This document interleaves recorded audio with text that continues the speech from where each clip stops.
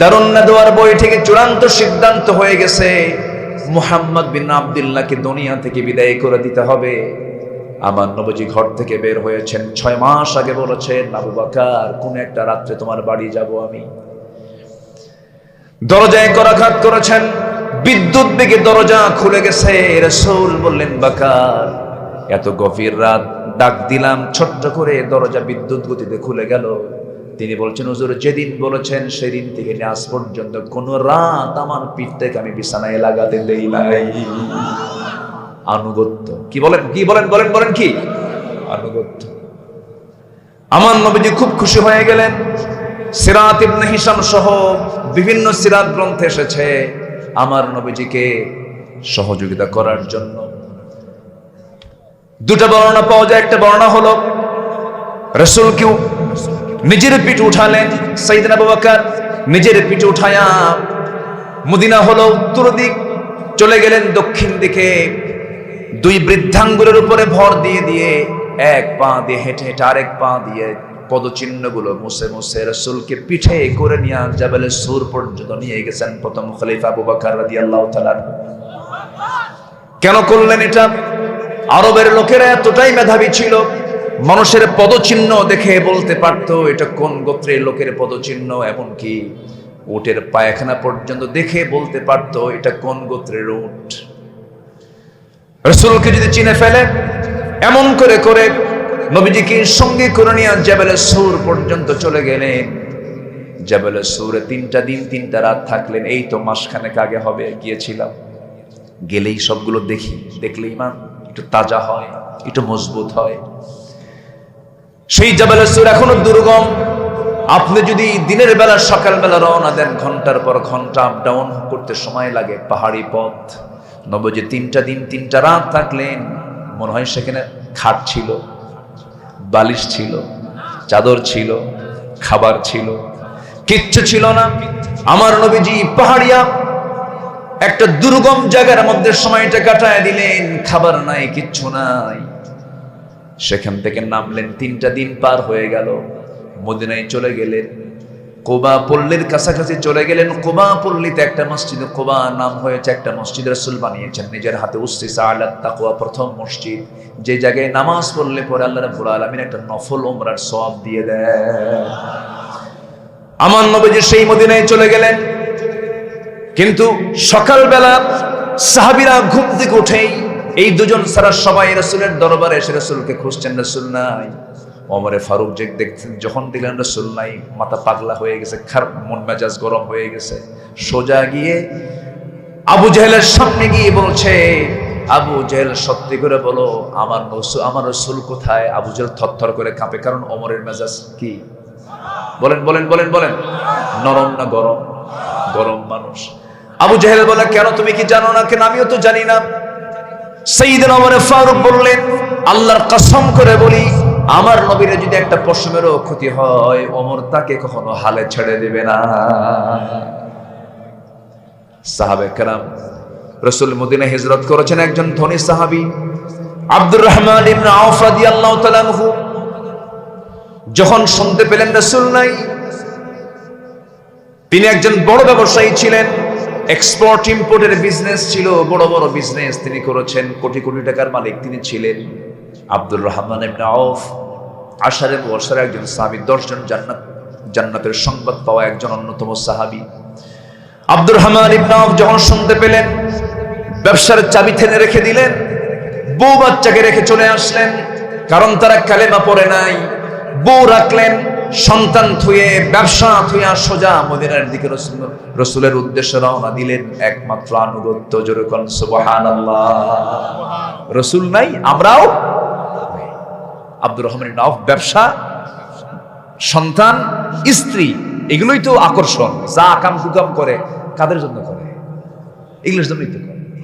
এই যে টাকাগুলো সব বিদেশে পাচার করছে, মূল লক্ষ্য হলো বাচ্চারা খাবে, বউরা খাবে, এই তো। কিন্তু সাহাবীরা কি করলেন? আল্লাহ এবং নবীর আনুগত্য করতে গিয়ে বাচ্চা, বউ, সম্পদ, ব্যবসা সব ধুয়ে চলে গেছেন নবীর টাকা। আল্লাহু আকবার বলেন। এটার নাম কি?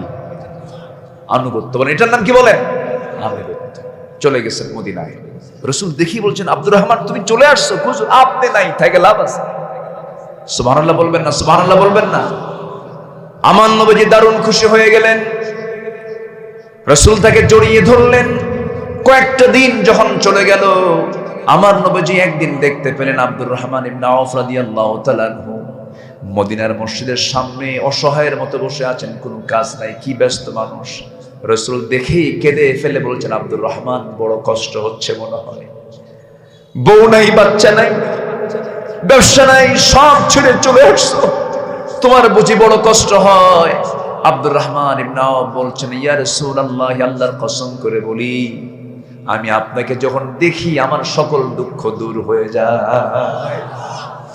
হে রাসূল, আমি আপনার জন্য আসছি, আল্লাহর জন্য এখানে চলে আসছি, কারণ আমি আমার নিজের জীবন, সন্তান সন্ততি, আমার বাপ মা, আমার সকল কিছুর চাইতে আমি আপনাকে সত্যি বেশি ভালোবাসি।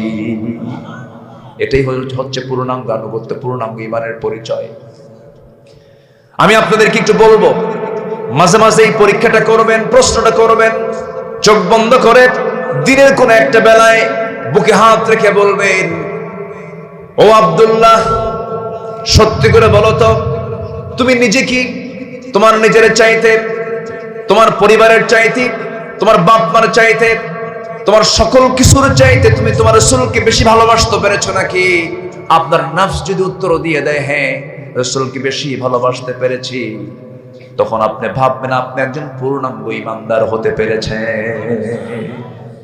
কি বুঝতেছেন কথাগুলো? বুঝতেছেন? আনুগত্য। আব্দুর রহমান ইবনে আওফ রাদিয়াল্লাহু তাআলা আনহু যখন তিনি দেখলেন অসহায়ের মতো বসে আছি, রাসূল বলছেন, আব্দুর রহমান তোমার বড় কষ্ট হয়, আমি তোমার জন্য কিছু ব্যবস্থা করছি। হুজুর কিচ্ছু লাগবে না, আমি আপনাকে দেখলেই খুশি। হঠাৎ করে একজন আনসার সাহাবীকে দেখতে পেলেন। আনসার সাহাবী, মদিনার সাহাবী, দেখে বলছেন, আনসার সাহাবী এদিকে আসো, আমার আব্দুর রহমান খুব কাছের মানুষ, আমার খুব প্রিয় সাহাবী, দ্বীনকে গ্রহণ করতে গিয়ে, আনুগত্য করতে গিয়ে পরিবার ছেড়েছে, ব্যবসা ছেড়ে মক্কা থেকে মদিনায় চলে আসছে, এখন সেখানে বেকার, কিচ্ছু নেই, বউটাও নাই।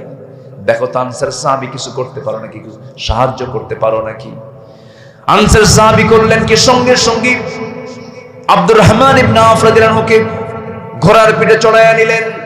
ঘোড়া দাবড়ায়া মদিনার সবচেয়ে বড় বড় দুটা খেজুর বাগান দেখায় দিয়ে বলছেন, ভাই আব্দুর রহমান, এই দুইটা বড় বড় খেজুর বাগানের মালিক আল্লাহ পাক আমাকে বানিয়েছেন, যে খেজুর বাগানটা পছন্দ হবে এই মুহূর্তে আমি আব্দুর রহমান ইবনে আওফকে ওই বাগানটা আমি দলিল করে দেব। আব্দুর রহমান ইবনে আওফ বললেন, ভাই আর কি করবা বলো? কিচ্ছু বলতেছেন না।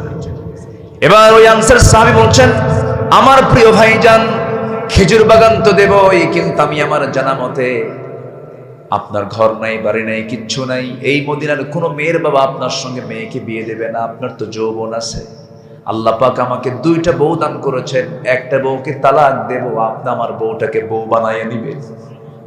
আল্লাহু আকবার! কি পরিমাণ পারস্পরিক মহব্বত তাদের মধ্যে কাজ করেছে। মুসলমানদের ভ্রাতৃত্বের কি গভীরতা ছিল। এই দুইটা শব্দ চয়নে আব্দুর রহমান ইবনে আওফের কলিজা ভরে গেছে। এবার আনসার সাহাবীকে জড়িয়ে ধরে বলছে, ভাই খেজুর বাগান আমার লাগবে না, তোমার বউ তালাকও দেওয়া লাগবে না, তুমি তো ব্যবসা বোঝো, আমিও ব্যবসা বুঝি, আমাকে একটা ছোট্ট ব্যবসার ব্যবস্থা করে দাও, ছোট্ট একটা বাজার দেখায় দাও, ব্যবসা করব আমি। ছোট্ট একটা ব্যবসার ব্যবস্থা করে দেওয়া হলো। ব্যবসা করি করি কয়েক রতি সোনা কামাই হলো, কয়েক আনিও না, কয়েক রতি সোনা কামাই হলো। দেরি করলেন না, সেই রতি, সেই সম্পদ দিয়া বিয়ের প্রয়োজন মনে করলেন, কারণ যৌবনের চাহিদা আছে না নাই বলেন? আছে। একটা মহিলাকে পছন্দ করলেন, সাক্ষী বানায়া বিয়ে শাদী সম্পন্ন করলেন। ৩-৪ দিন নবীর দরবারে আব্দুর রহমান ইবনে আওফ যান না। আমার নবীজি চিন্তায় পড়লেন, আমার আব্দুর রহমান গেল কই, কি ব্যস্ত হয়ে পড়লো। ৪-৫ দিন পরে আমার নবীর সামনে যখন আসছেন, সুন্দর পোশাক, সুন্দর ঘ্রাণ, চেহারার মধ্যে লাবণ্যতা চলে আসছে। রাসূল বলছেন, আব্দুর রহমান, চেহারার মতিগতি দেখে তো ভালো মনে হচ্ছে না, কি করছো? হুজুর বিয়ে করছি। বিয়ে করছো তুমি? দাওয়াত পাইলাম না আমি। হুজুর মনে ছিল না। কি ছিল না বলেন? বিয়ের সময় কিন্তু অনেক কাছের বন্ধু বান্ধব, এ আসতে কোন কেন এ বাদ পড়ে না, বাদ পড়ে না। বন্ধু রাগ করে রাখে, তোর সঙ্গে কথাই কব না, বিয়ে করলে আমার দাওয়াত দিকে। বন্ধু বিয়ে পাগলা হয়ে গেছে, মনে ছিল না। আমার রাসূল মন খারাপ করলেন। রাসূল বললেন, বিয়ে করছো ভালো কথা, আমি তোমার জন্য দোয়া করি, কিন্তু বিয়ে যে করছো টাকা পাইছো কোথায়? তোমার তো টাকা নাই, পয়সা নাই। হুজুর আমি ব্যবসা করেছি, কয়েক রতি সোনা কামাই করেছি, এরপরে বিয়েটাকে জরুরি মনে করে বিয়ে করে আমার চরিত্র ঠিক রেখেছি। তাহলে চরিত্র ঠিক রাখার উপায় হলো কি করা? না প্রেম করা? এ ভালো করে কর, বলেন বলেন বলেন, বিয়ে করা না প্রেম করা? আলো জোরে। এখন সমাজে বেশি কি চলে? প্রেম বেশি, বিয়া। আজ থেকে প্রেম বেশি, বিয়া। প্রেম করতে তো আর খরচ টরচ তেমন হয় না, বিয়া বহু দায়িত্ব। নাউজুবিল্লাহ খাবেন না? জোরে বলেন নাউজুবিল্লাহ। এই সমস্ত নোংরামি সব বন্ধ হয়ে যেত যদি আমার দেশে পর্দার বিধান জারি হয়ে যেত, ঠিক কিনা? জেনা করলে পরে শাস্তি কি জানেন? জেনা করলে পরে ব্যভিচার যদি হয় জরিমানা হলো 100 টাকা। কয় টাকা জরিমানা? 100 টাকা জরিমানা। জি সম্মানিত ভাইয়েরা, আল্লাহ তাআলা এই কোরআন আজ থেকে 1500 বছর আগে নাজিল করেছেন। দুটো জায়গায়, একটা হলো মক্কা, আরেকটা কোথায়? মদিনা। 23 বছরে প্রয়োজনের পরিপ্রেক্ষিতে আল্লাহ তাআলা আমার রাসূলের উপরে কিয়ামত পর্যন্ত মানুষের সকল সমস্যার সমাধান নিশ্চিত করার জন্য আল্লাহ তাআলা এই কোরআন রাসূলকে উপহার দিয়েছেন। যে কোরআন নাজিল হয়েছিল সেই কোরআন আজও অবিকৃত, সুরক্ষিত আছে না নাই? আসতে বলবেন না, আছে না নাই? এবং থাকবে, এবং থাকবে। কোরআনকে কেউ বিকৃত করতে পারবেও না, এবং কোরআনের বিরুদ্ধে ষড়যন্ত্র করে কেউ টিকতেও পারবে না। কিন্তু দুঃখজনক, আমরা এটা আশা ছিল আমাদের যে অন্তর্বর্তীকালীন সরকার গঠনের পরে অন্তত নাস্তিকরা মাথাচাড়া দিয়ে উঠতে পারবে না। কিন্তু অত্যন্ত পরিতাপের বিষয়, কোরআনকে সম্প্রতি পায়ের নিচে রেখে কোরআনকে খাটো করার চেষ্টা করা হয়েছে। কোরআনের বিরুদ্ধে এখনো একটা নাস্তিক চক্র, ব্লগাররা নিয়মিত ইসলাম নিয়ে, দিন নিয়ে, কোরআন নিয়ে ষড়যন্ত্র তারা অব্যাহত রেখেছে। আমরা কোরআনের মাহফিল থেকে শুরুতেই দ্ব্যর্থহীন কণ্ঠে জানাতে চাই, রাসূলকে নিয়ে, আল্লাহকে নিয়ে, ইসলামকে নিয়ে, কোরআনকে নিয়ে যেই কথা বলুক না কেন, চূড়ান্ত শাস্তি নিশ্চিত করা দরকার, চূড়ান্ত আইন নিশ্চিত করা দরকার। যারা আল্লাহর শত্রু, এর চাইতে বড় শত্রু আমার জীবনে কেউ থাকতে পারে? যারা কোরআনের শত্রু, তাদের চাইতে নিকৃষ্ট নরকীট এই দুনিয়া তারা কেউ থাকতে পারে? থাকতে পারে। আমি তো মনে করি এদেরকে কোনো টাইম দিয়ে নয়, কোনো সুযোগ দিয়ে নয়, এদেরকে প্রকাশ্যে হত্যা করে এদের রক্ত, মাংস, হাড়, হাড্ডি কুত্তা বিলাই দিয়ে খাওয়ানো দরকার ছিল।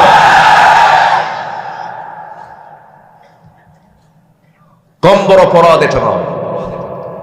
কোরআনকে নিয়ে অবমাননা, এটা ইমানদার কখনো সহ্য করতে পারে না। যে হৃদয় এটার জন্য আন্দোলিত হয় না, এটা ইমানের হৃদয় নয়, এটা মুমিনের হৃদয় নয়। সম্মানিত ভাইয়েরা, আসুন আমরা একটু সোজা আলোচনার দিকে যাই। আমি ভয় পাচ্ছি আমারে থুয়ে দৌড় মারেন কিনা। অনেক রাত হয়ে গেছে, যে থাকবেন তো? আচ্ছা ঠিক আছে, আমিও বান্দা রাখলাম। গাইবান্ধা তো কেউ যেতে পারবেন না, কিন্তু এখন এখানে গাইবান্ধা, এখানে মানুষ বান্ধা। আমরা আপনাদেরকে একটু রাখতে চাই, একটু থাকেন। এখানে থাকলে গুনাহ মাফ হবে। জোরে বলে সুবহানাল্লাহ। এখানে থাকলে রহমতের ফেরেশতারা দোয়া করবে। শুধু বরকতে বরকতে ভরা এই মাজলিস, বলি আলহামদুলিল্লাহ। সম্মানিত ভাইয়েরা, আমরা সকল কাজে সফলতা চাই না ব্যর্থতা চাই? সফলতা চাই না পরাজয় চাই? সফলতা চাই। কেউ কিন্তু হারতে চাই না। পরীক্ষায় কি করতে চাই? ব্যবসায় কি করতে চাই? সফল হতে চাই।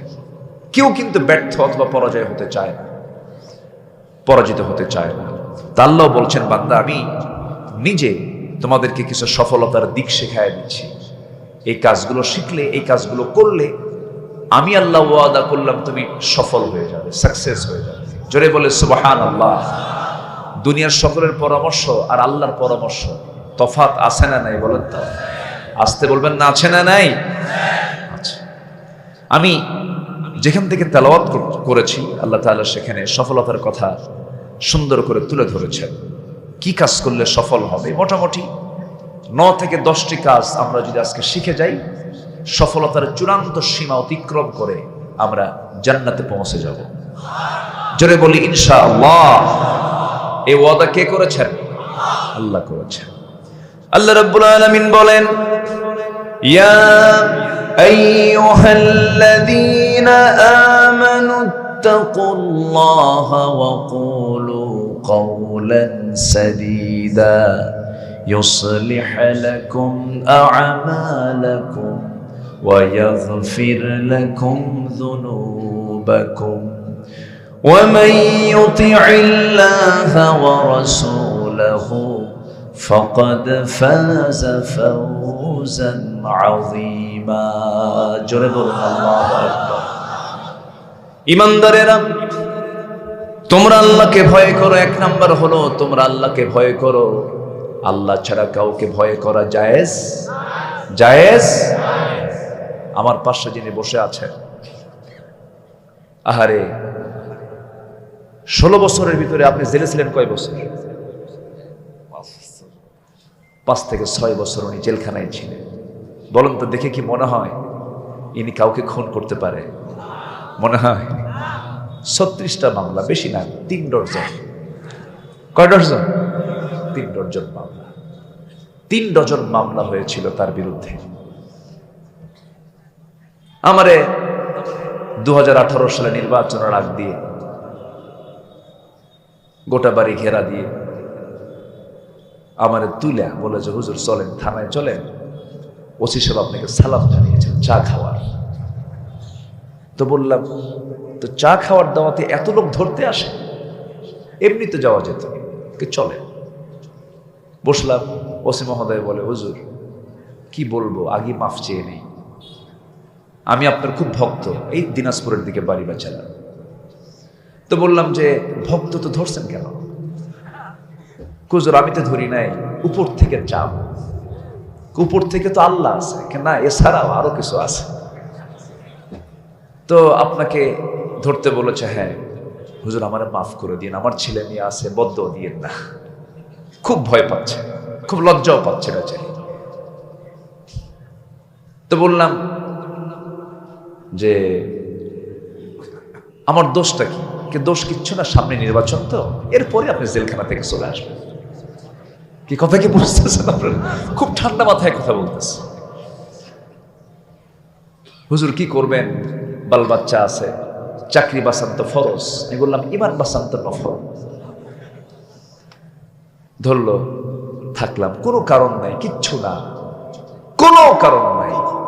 এই যে ফ্যামিলি থেকে মাহরুম করা হলো, বইয়ের হক নষ্ট হলো, ছেলে মেয়ের হক নষ্ট হলো, পরিবারের হকগুলো নষ্ট হলো, এগুলোর বদদোয়া নাই? আসতে কবেন না, আছে না নাই? সেই বদদোয়ার ফলাফল হলো মামু বাড়ি দিল্লি। কথা বোঝেন নাই? ফয়সালা তো প্রথমে কার? এরপর বদদোয়া। দাওয়াতুল মাজলুম, মাজলুমদের দোয়া ভয়ঙ্কর। মাজলুম যে দোয়া করে, বন্দুকের গুলি মিস হয়, মাজলুমের দোয়া মিস হয়। সম্মানিত ভাইয়েরা, শুধুমাত্র দোষ কি ছিল জানেন? আমরা কাউকে পরোয়া করি নাই। কে ছাড়া? এই যে লেবু ভাই আপোষ করতে পারতেন, কিন্তু তেল মারতে পারতেন, অনেক কিছু করতে পারতেন। করেছেন? করেন।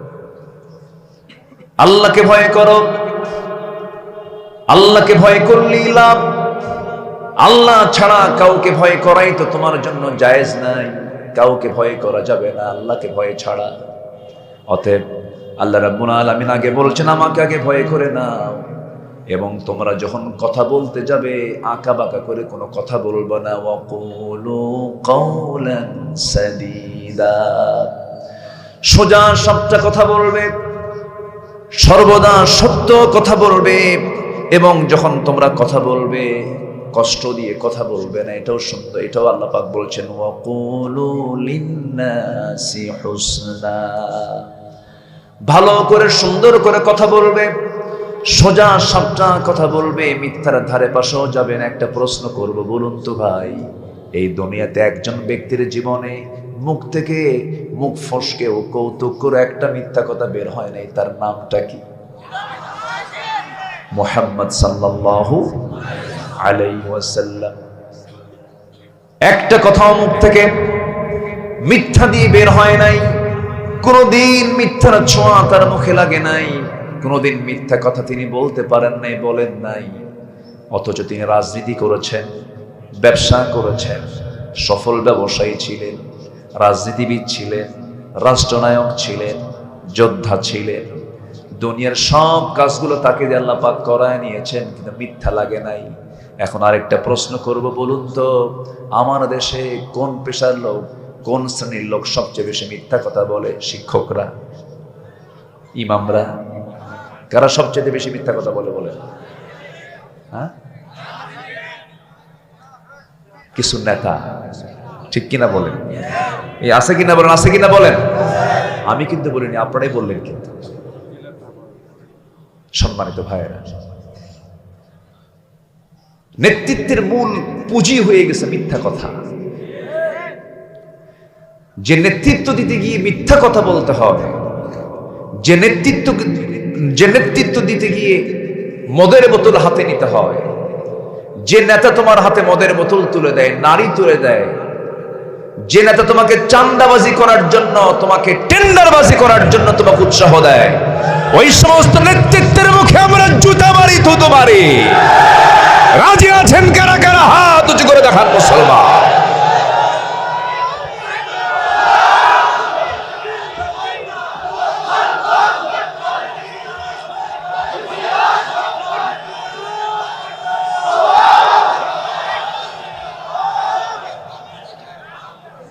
আল্লাহ কবুল করুন, জোরে বলে আমিন, আরো জোরে আমিন। আমরা কখনো কথা বন্ধ রাখিনি। বিগত 16 বছর আমার মাহফিল অঙ্গনে প্রায় 25-26 বছর চলছে। আজকে যেমন করে কথা বলছি, ওই 16 বছর তার চাইতে আরো বেশি কথা বলেছি। হক থেকে এক চুল পরিমাণ সরি নাই, সরবো না। হক কথা বলে যাব। জোরে বলি ইনশাআল্লাহ, আর জোরে বলি ইনশাআল্লাহ। মৃত্যুকে আমরা ভয় পাই না, আমরা মৃত্যুকে আলিঙ্গন করার জন্য প্রস্তুত। কারণ আমার রব্বে করিমের সাথে সাক্ষাৎ করার জন্য মৃত্যু দরকার, আছে না নাই? আসতে বলবেন না, আছে না নাই? কোনো টেনশন নাই, মরে তো যাবই আমরা, মরতেই হবে আমাকে আপনাকে। কিন্তু সেই মৃত্যু হতে হবে আমাকে আপনাকে, সেই মৃত্যু চাইতে হবে যে মৃত্যু আমাকে আল্লাহর সঙ্গে সুন্দর সাক্ষাতের ব্যবস্থা করে দিবে। আল্লাহ কবুল করুন, জোরে বলি আমিন, আরো জোরে আমিন। সম্মানিত ভাইয়েরা, তাহলে আমরা 1 নাম্বার কাকে ভয় করব বলেন তো? জোরে বলেন, কাকে ভয় করব? আল্লাহকে। এরপরে সত্য কথা বলবো আমি। এরপর আল্লাহ রাব্বুল আলামিন বলছেন সত্য কথা বললে কি হবে? পুরস্কার হলো ইউসলিহ লাকুম আ'মালাকুম ওয়া ইয়াগফির লাকুম যুনুবাকুম। সত্য বললে তোমার জীবনে যত আমলনামাগুলো আছে, আমলনামার মধ্যে যদি কোনো ভুলভাল খুঁজে পাওয়া যায়, আল্লাহ পাক সেই ভুল আমলগুলোকে ঠিকঠাক করে দিবেন, সংশোধন করে দিবেন। এবং আরেকটা উপদেশ দিচ্ছেন, আরেকটা অর্ডার দিয়ে দিচ্ছেন আল্লাহ রাব্বুল আলামিন, সেটা হলো জীবনের সকল জায়গায় যদি তুমি শুধুমাত্র আল্লাহ, আমি আল্লাহ, এবং আমার রাসূলের যদি আনুগত্য করতে পারো, ফাকাদ ফাযা ফাওজান আযীমা, তাহলে মহা সাফল্য আমি আল্লাহ তোমাকে দিয়ে দেব। জোরে বলে সুবহানাল্লাহ। তাহলে 1 নাম্বার শিখলাম, সফল হতে হলে আনুগত্য হতে হবে 1 নাম্বার কার? আসতে বলবেন না কার? নাম্বার 2 হচ্ছে মুহাম্মদ সাল্লাল্লাহু আলাইহি ওয়াসাল্লাম। রাসূলকে মানে, কিন্তু নামাজে মানে, কিন্তু রাজনীতিতে মানে না। নামাজে মানে, সমাজে মানে না। রাসূলকে মানে দাড়িতে, টুপিতে, আতরে, সুরমায়, মিষ্টিতে, কিন্তু দাঁত ভাঙা সুন্নাত মানতে চায় না। আছে না নাই? এটা উম্মত নয়, এটা হচ্ছে ভণ্ড প্রতারক। ভণ্ড প্রতারক। মনে হয় একটু বেশি কড়া কথা হয়ে যাচ্ছে নাকি? রাগ করতেছেন? রাগ করছেন? আপনি যদি মানাও করেন তাও বলবো, আমি সেই সাইজের লোকই না। সম্মানিত ভাইয়েরা, তবে আমি চেষ্টা করি মুখ থেকে বেফাস কথা যেন না বের হয়, খুবই সতর্ক থাকার চেষ্টা। এখন তো দেখেন না প্রযুক্তির যুগ, মানে এই যে ক্যামেরাগুলো তো একদম মালাকুল মৌতের মতো, বুঝলেন? এরা কোন দিক দিয়ে কোন প্যাচ লাগায়, কার সঙ্গে কার মধ্যে লাগায় দেয়, কোন ভুল, মানে ইদানিং ইউটিউবাররাও কিছু আছে, সবাইকে বলবো না, উচিত হলো যদি কোনো ভুল কথা বেরো হয় 2 ঘন্টার কথা, এর মধ্যে 2-1টা তো ভুল হতেও পারে, যেটা ভুল হয় সেটি আগে দেয়। হুজুরের কাণ্ড দেখো, কি কথা কি বুঝতেছেন আপনারা? মানে পায়জামা খুলছে, শেষ। ঠিক না। আল্লাহ সাত্তার, আল্লাহ গোপনকারী। যে ব্যক্তি কোনো মুসলমানের দোষকে গোপন করবে, আল্লাহ তাআলা কিয়ামতের দিন তার দোষকে গোপন করবে। এজন্য কিছু কিছু বিষয় ফিতনা থেকে বাঁচার জন্য হাইড করতে হয়, বৃহত্তর স্বার্থে এগুলোকে একটু একটু চাপায় রাখতে হয়। এটা অনেকে বুঝে না। আবার কিছু কিছু আলোচক আছে মাহফিলে বসে এত বেফাস কথা বলে। মাহফিল আর জনসভা একটু তফাৎ আছে।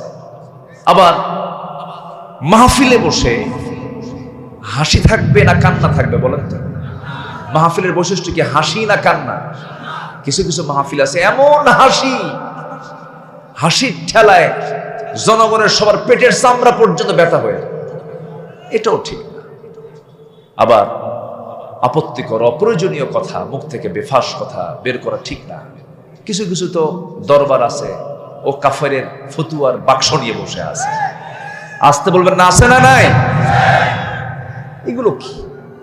এটা কোন আচরণ? এগুলো আমরা লজ্জা পাই, জানেন, খারাপ লাগে। একটা আলেমের মুখ থেকে বের হবে হলো সার্বজনীন মিষ্টি কথা, সুন্দর কথা, মার্জিত কথা বের হবে, আর মুখ থেকে গাঁজাখোর, মদখোর কি বলতেছে, কখন কি মনে হচ্ছে, যা আসে তাই করে। ভারসাম্যহীন লোক কখনো প্রকৃতি ইমানদার হতে পারে না। মেজাজের ভারসাম্য রক্ষা করতে হবে, অথবা তাকে বলতে হবে আমি পাগল, এই কথা বলতে হবে।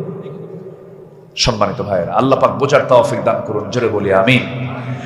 সম্মানিত ভাইয়েরা, তাহলে আমরা আনুগত্য করব কার? আসতে বলবেন না কার? এক জায়গায় না সব জায়গায়? রাসূলকে মানবো এক জায়গায় না সব জায়গায়? মক্কাও মানবো, মদিনাও মানবো, মদিনাও মানবো, মক্কাও মানবো, দুটাই মানতে হবে। নামাজ পড়বো, নামাজ কায়েমও করবো। রাজি আছেন না ইনশাআল্লাহ? আমার দেশে কিছু কিছু লোক আছে নামাজ আদায়ে বিশ্বাসী, কায়েমে বিশ্বাসী না। আছে না নাই? প্রকাশ্যে বলে আমরা শরিয়া আইনে বিশ্বাসী নই। আছে না? আমরা শরিয়া আইনে বিশ্বাসী নই। এই সমস্ত বক্তব্য তাদের মুখ থেকে বের হয় যাদের ঈমান ন্যূনতম থাকতে পারে না। শরিয়া আইনকে মানতে হবে, এটা মানা ফরজ। এটা মানা কি? ফরজ। কষ্ট পাচ্ছেন? কষ্ট পাইলে কিচ্ছু করার নাই। সম্মানিত ভাইরা, তাহলে সফল হওয়ার জন্য 10টা উপায়, এর মধ্যে একটা উপায় আমরা শিখলাম। নাম্বার 2, আসুন ঈমান আনবো আমরা ভালো করে। রাজি আছেন তো ইনশাআল্লাহ? হয়তো বলবেন হুজুর এটা আবার কি কথা বললেন, ঈমান কি আনি নাই? আমার বাপও আনছে। আমার দাদা শহীদুল ইসলাম, আমার বাপ শরীফুল ইসলাম, আমি হলাম জাহিদুল ইসলাম। তাহলে কয় ইসলাম আছে? এই তিন ইসলাম থাকার পর আমার মধ্যে ইসলাম না ঈমান না, কি কইলেন হুজুর? আমার দেশে এক দলের নেতা আছে, সিপিবির নেতা মুজাহিদুল ইসলাম আছে কিনা বলেন? কিসের নেতা? কমিউনিস্ট পার্টির নেতার নাম হলো কি? মুজাহিদুল ইসলাম। তাহলে মুজাহিদুল ইসলাম হলো ইসলামের মুজাহিদ হয়া সে হচ্ছে কমিউনিস্ট পার্টির নেতা। তাহলে আমাদের দেশে নাম বহু আছে, সুন্দর সুন্দর নাম, কিন্তু কামগুলো হলো শয়তানের চেয়েও জঘন্য। আছে না নাই? আছে না নাই? নাম দিয়ে কাম হবে। নাম হলো ইমান আলী, সুন্দর নাম ইমান আলী, কিন্তু নামাজ পড়ে না। নাম হলো ফজর আলী, ঘুম থেকে 10টায় ওঠে। নাম হলো হিম্মত আলী, সাইকেলের চাকা বাসুলি চিত হয়ে পড়ে। নাম হলো আতর আলী, গোটা গায়ে গাজার গন্ধ। নাম কি রাখছে? আতর আলী। নাম হলো বাদশাহ মিয়া, ভিক্ষা করে। কি করে? নাম হলো খোকা মিয়া, বয়স 80-82 বছর বয়স, খোকা মিয়াই বলতে হবে, বুড়া মিয়া খাওয়া যাবে না। নাম দিয়ে কোনো কাজ হবে না। নাম দিয়ে যদি কাজ হতো, আবু জেহেল কুরাইশ বংশ জান্নাত পেয়ে যেত, নবীর ছেলে কেনান জান্নাত পেয়ে যেত, নবীর বাপ আসর জান্নাত পেয়ে যেত, নবীর চাচা আবু তালেব জান্নাত পেয়ে যেত। তাহলে নবীর বংশ দিয়া, নবীর বাপ দিয়া, নবীর ছেলে দিয়া, এই সমস্ত পরিচয় দিয়ে জান্নাত মিলবে না। জান্নাত মেলার জন্য সবচেয়ে বড় বিষয়টা হলো বান্দার ঈমান। বান্দার কি বলেন? ঈমান। আল্লাহ রাব্বুল আলামিন বলেন, ইন্নাল্লাযীনা আমানু ওয়া আমিলুস সালিহাতি লাহুম জান্নাতুন তাজরি মিন তাহতিহাল আনহার যালিকাল ফাওজুল কাবীর। আল্লাহ রাব্বুল আলামিন বলেন, ঈমান যারা আনবে, নেক আমল যারা করবে, আমি আল্লাহ তাদেরকে অস্থায়ী কোনো জান্নাত দেব না, স্থায়ী জান্নাত দিয়ে দেব। এমন সুন্দর জান্নাত দেব যার নিচে দিয়ে নহর প্রবাহিত, মধুর নহর, দুধের নহর, শরাবের নহর, পানির নহর। কয়টা নহর হলো বলেন? বলেন কয়টা? বলেন কয়টা? কয়টা? 4টা নহর থাকবে। আল্লাহ রাব্বুল আলামিন বলছেন, এটাই হলো মহা সফলতা। সফলতা 10 কাজে সফলতা আসবে। 2টা বলে ফেললাম। একটা হলো আনুগত্য করতে হবে দুজনের, আল্লাহ রাসূলের। নাম্বার 2 হলো ঈমান আনবো আমরা, জোরে বলি ইনশাআল্লাহ। আল্লাহ তাআলা একই কথা এক জায়গায় বলছেন, সূরাতুল কাহফের শেষের দিকে, ইন্নাল্লাযীনা আমানু ওয়া আমিলুস সালিহাতি কানাত লাহুম জান্নাতুল ফিরদাউসি নুজুলা।